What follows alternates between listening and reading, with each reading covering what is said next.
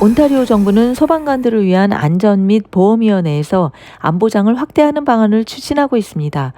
더그포드 온타리오 총리는 소방관들은 지역사회의 안전과 주민들의 생명을 지키기 위해 위험을 감수하며 희생하고 있다며 정부는 항상 이들의 건강과 안전을 최우선으로 생각해야 한다고 강조하고 있습니다.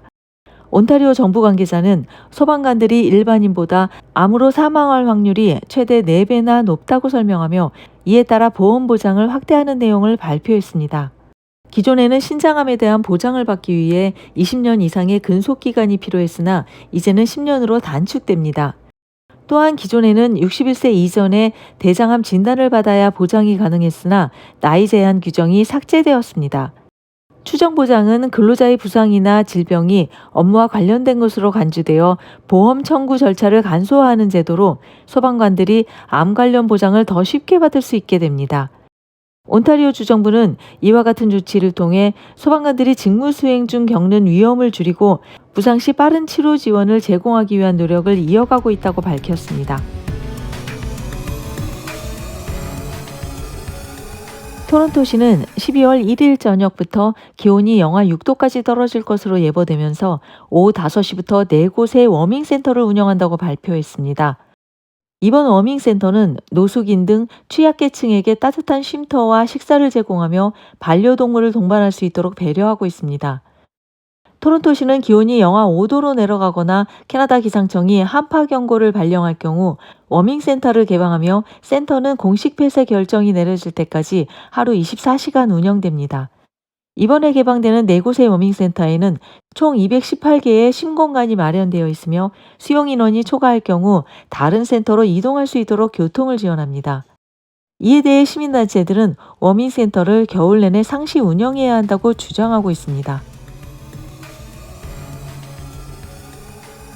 지난 11월 29일 플로리다의 트럼프 별장에서 열린 만찬 중에 미국 대통령 당선인 도널드 트럼프가 캐나다가 25%의 관세로 인해 경제적 타격으로 힘들다면 미국의 51번째 주가 되라고 농담을 던져 화제가 되고 있습니다. 당시 만찬에 함께 참석한 캐나다 공공안전부의 도미닉 르블랑 장관은 사적인 자리에 가벼운 대화를 나누는 분위기에서 나온 농담으로 전혀 심각하게 받아들여지지 않았다며 이 외에 캐나다를 위한 중요한 논의와 실질적인 성과가 있었음을 강조했습니다. 한편 트럼프의 전 국가안보보좌관인 존 볼턴은 트럼프가 프랑스 마크롱 대통령과의 만남에서도 농담과 장난스러운 대화를 통해 관계를 유지했다고 회고했습니다. 한편 트럼프의 발언에 대해 소셜미디어에서는 다양한 반응이 있었습니다. 일부 누리꾼은 트럼프의 태도에 비판했으며 다른 이들은 농담에 지나치게 흥분할 필요가 없다고 언급했습니다. 또한 만찬에서는 관세와 국경 문제 등 주요 의제에 대한 논의가 이어졌습니다. 트럼프 대통령은 캐나다 국경을 통한 불법 이민자와 마약 유입 문제를 언급했으며 트리두 총리는 이에 대응하기 위해 국경 감시 강화를 위한 헬리콥터와 드론 도입을 약속하고 미국에서 캐나다로의 총기와 마약 유입 문제에 대해서도 우려를 표명하며 상호 협력을 요청했습니다. 구독과 좋아요는 뉴스에 도움이 됩니다. 여러분의 의견을 댓글에 남겨주세요. 트럼프 전 대통령이 멕시코와 캐나다의 모든 수입품에 25% 관세 부과를 할 것이라고 밝힌 것에 대해 멕시코 정부는 보복 관세를 부과할 준비가 되어 있다고 밝혔습니다. 마르셀로 에브라드 멕시코 경제부 장관은 미국이 멕시코에 25%의 관세를 부과하면 멕시코도 이에 대응할 수밖에 없다고 경고하며 그는 미국 내 40만 개의 일자리가 사라지고 소비자 물가가 상승할 것이라고 말했습니다. 클라우디아 셰인바움 멕시코 대통령은 트럼프와의 갈등을 피하기 위해 협력적인 태도를 유지하면서도 독립적인 경제 대국으로서 대등하게 협상할 것임을 분명히 했습니다. 셰인바움 대통령은 미국이 관세 조치를 강행할 경우 최대 무역 파트너에 대한 보복 조치를 준비하고 있다며 관세 전쟁은 모두에게 해를 끼칠 뿐이며 대화와 협력이 최선의 해결책이라고 강조했습니다. 전문가들은 이러한 무역 갈등이 양국 경제에 심각한 타격을 줄 수 있다고 경고하고 있습니다. 멕시코는 전체 수출의 약 80%를 미국에 의존하고 있으며 멕시코에 생산 기반을 둔 미국 자동차 부품 산업 등이 큰 영향을 받을 것으로 보입니다. 트럼프의 관세 부과는 미국, 멕시코, 캐나다 협정에 충돌할 가능성이 있으며 이는 주요 공급망인 멕시코산 부품에 의존하는 미국 내 생산 공정이 중단될 위험이 제기되어 자동차 산업에 심각한 혼란을 초래할 수 있습니다. 또한 경제 분석가들은 이로 인해 양국 경제 성장 둔화와 실업률 증가를 우려하고 있습니다. 멕시코는 트럼프의 관세 위협에 대화와 협력을 통한 문제 해결이 최우선이지만 강력히 대응할 준비도 있다고 밝혔습니다. 앞으로 관세 전쟁이 현실화된다면 양국 경제는 물론 북미 지역 전체가 큰 혼란에 빠질 수 있는 우려가 커지고 있습니다. 온타리오 주류통제위원회 LCBO는 2024년 판매 보고서를 통해 무알콜 맥주의 매출이 크게 증가했다고 발표했습니다.